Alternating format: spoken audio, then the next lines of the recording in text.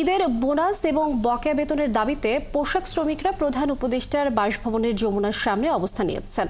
টি&জেড apparels গার্মেন্টসের শ্রমিকরা মঙ্গলবার সকালে কাকরাইল মসজিদের সামনে শ্রম মন্ত্রণালয় এলে বাধার সম্মুখীন হন।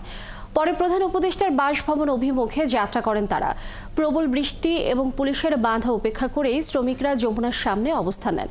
এই সময় নানা স্লোগানে তারা জানান বেতন ছাড়া তারা ঘরে ফিরবেন না। শ্রমিকরা অভিযোগ করেন গেল 7 মে বেতন দেওয়ার কথা থাকলেও বকেয়া কোনো টাকা দেওয়া হয়নি। পরে 20 তারিখ বকেয়া বেতন পরিশোধের পর্যন্ত সময় নেওয়া হলেও তা বাস্তবায়ন হয়নি।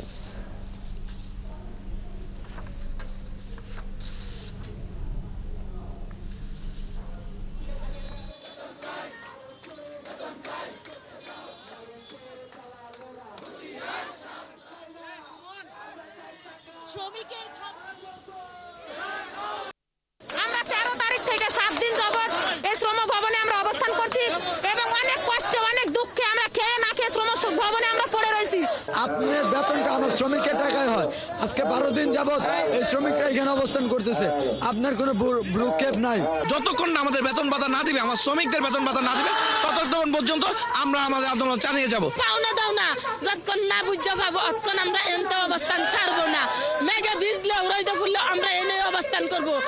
দর্শক, বকেয়া বেতন ও বোনাসের দাবিতে প্রধান উপদেষ্টার রাষ্ট্রীয় বাসভবন যমুনার সামনে অবস্থান নিয়েছেন দুটি কারখানার পোশাক শ্রমিকরা। সেখানে আছেন সহকর্মী সুমনা সুমি, যোগ দিচ্ছেন তিনি আমাদের সঙ্গে।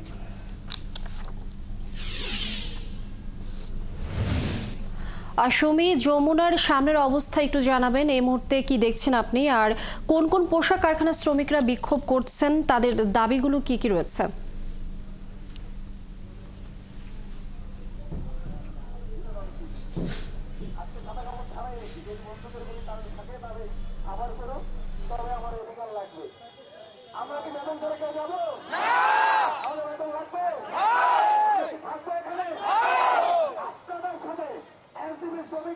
লিনিয়া, আমরা এই মুহূর্তে পর্যন্ত যে সংবাদ জানি সেই সংবাদের প্রেক্ষিতে বলতে পারি যে শ্রমিকদের 3 মাসের বকেয়া বেতন, ঈদ বোনাস এবং তাদের ওভারটাইমের যে মজুরি আছে সেগুলো সব বাকি ছিল।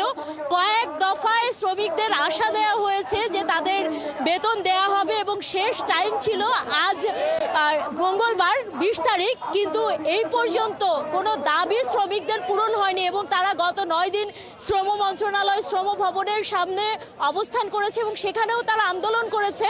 সেখানে আন্দোলনরত অবস্থায় যখন তারা আজকে মার্চ টু যমুনা ঘোষণা করে, ঠিক সেই সময়ে 7 জন শ্রমিক অসুস্থ হয়েছে। আমরা জানতে পেরেছি যে এখন পর্যন্ত তারা ঠিকমতো খাবার খেতে পারেনি ওখানে বসে এবং তাদের খোঁজ খবর নেওয়া হয়নি।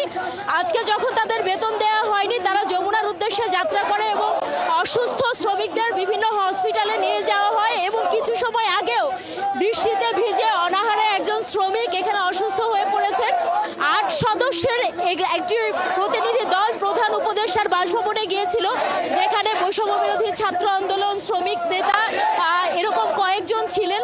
প্রধান উপদেষ্টার ব্যক্তিগত সহকারী তাদেরকে জানিয়েছেন যে কিছু সময়ের মধ্যেই এখানে শিল্প কলকারখানার আইজি এবং ডিআইজি উপস্থিত হবেন, তারা এসে সমাধান করবেন। 144 ধারার কথা বলা হয়েছিল, তবে শ্রমিকরা জানিয়েছে যে তারা এখানে বসেই থাকবে, তাদের বেতন পাওনা না পাওয়া পর্যন্ত। বৃষ্টি হোক, ঝড় হোক, সব কিছুতেই তারা এখানে অবস্থান করবে, এখানেই মারা যাবে, কারণ তাদের কয়েক মাসের ঘর ভাড়া বাকি, সন্তানের মুখে তারা খাবার তুলে দিতে পারছে না।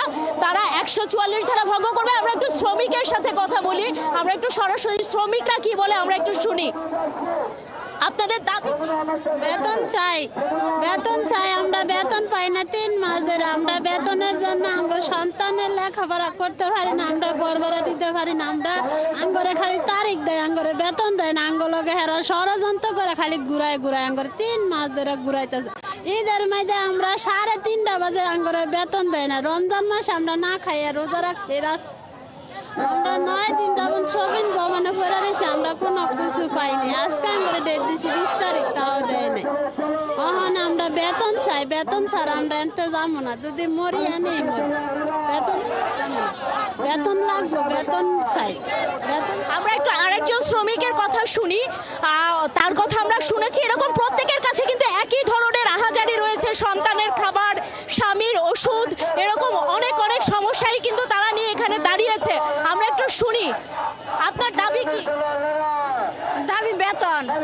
কত মাসের বেতন পান না? 4 মাসের বেতন পাই না। এই যে বৃষ্টিতে ভিজে এখানে দাঁড়িয়ে আছেন, আপনারা কতক্ষণ এখানে অবস্থান করেন? বেতন নেওয়ার আগ পর্যন্ত অবস্থান করবো এই জায়গায়, বেতন নিয়ে যাবো। লিনিয়া কেউ কেউ কিন্তু এখানে আছেন যারা হলো অনাহারেই আছেন, এখানে বসে আছেন, দাঁড়িয়ে আছেন। আমরা আরেকজন শ্রমিকের সাথে কথা বলবো। প্রত্যেকের দাবি তাদের বেতন, তাদের আহার। তারা বলছে যে তারা কারোর টাকা চান না, তারা তাদের মজুরি চান। আমরা মজুরি চাই। আমরা 4 মাস যাবত এই আন্দোলন চালাচ্ছি, আমরা কোনো টাকা পয়সা পাচ্ছি না। লিনিয়া, আমাদের কাছে রাষ্ট্রীয় ভবন সুমনা সুমি, আমরা শ্রমিকদের কথাগুলো শুনছিলাম। আমরা শুনছিলাম যে তাদের আহাজারি এবং তারা বেতন না পাওয়া পর্যন্ত সরে দাঁড়াবেন না।